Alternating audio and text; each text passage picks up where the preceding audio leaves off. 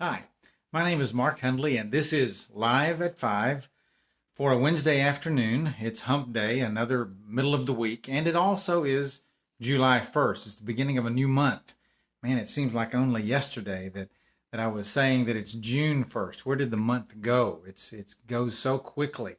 So welcome to July. I'm sure that wherever you are, it may be as hot as where I am.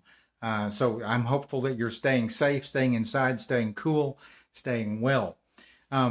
Yesterday, I started a little bit of a series that focuses on things that inspire me, and I have a whole bunch of things that inspire me, and I'm working to pull together those things that inspire me, the ones that are at the top of the list, to share with you, so that perhaps you'll have a chance to see what inspires me, and maybe be inspired by those as well. And last night I decided that I would talk about something that inspires me called loud loving. And I don't know what your mind conjured up, but I have a feeling that I know where some of your minds went when you saw the title of this episode. Yep, right to sex. Somehow loud loving and sex just kind of go hand in hand, right? Well, if that's the place your mind traveled, then you're going to be sorely disappointed, and you may want to search for something else to read or watch. If you were simply interested and intrigued by the title, then I invite you to stick around for a few minutes and see where we go with this.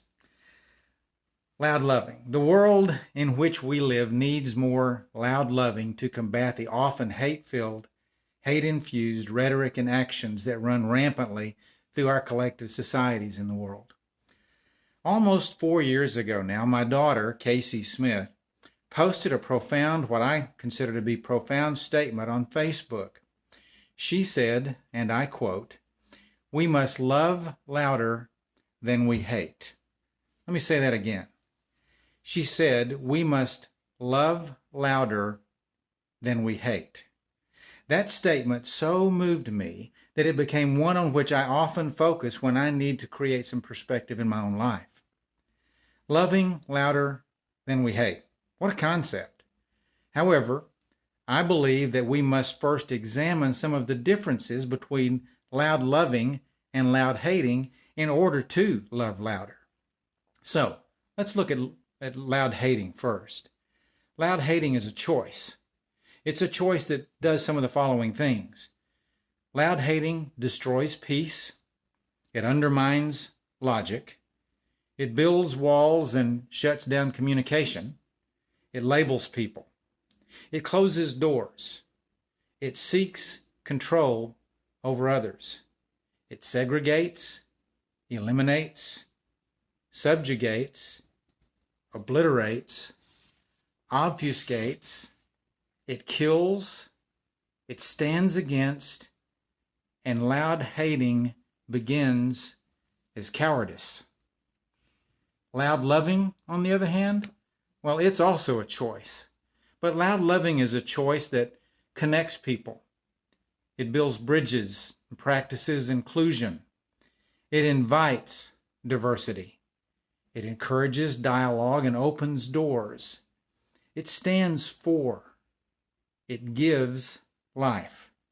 It includes, clarifies, it creates. It seeks freedom for everyone.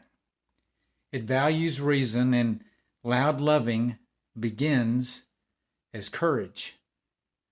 Loud haters. Now, we have more than enough of them in our world. They hail from all walks of life. They populate every single profession. They pass and enforce laws. They teach children.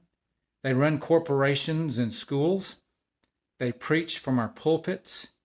They are fathers and mothers and uncles and aunts and cousins and grandparents. They are coaches and soldiers and news commentators. They are everywhere. And they indeed are loud. Funny thing, really funny thing.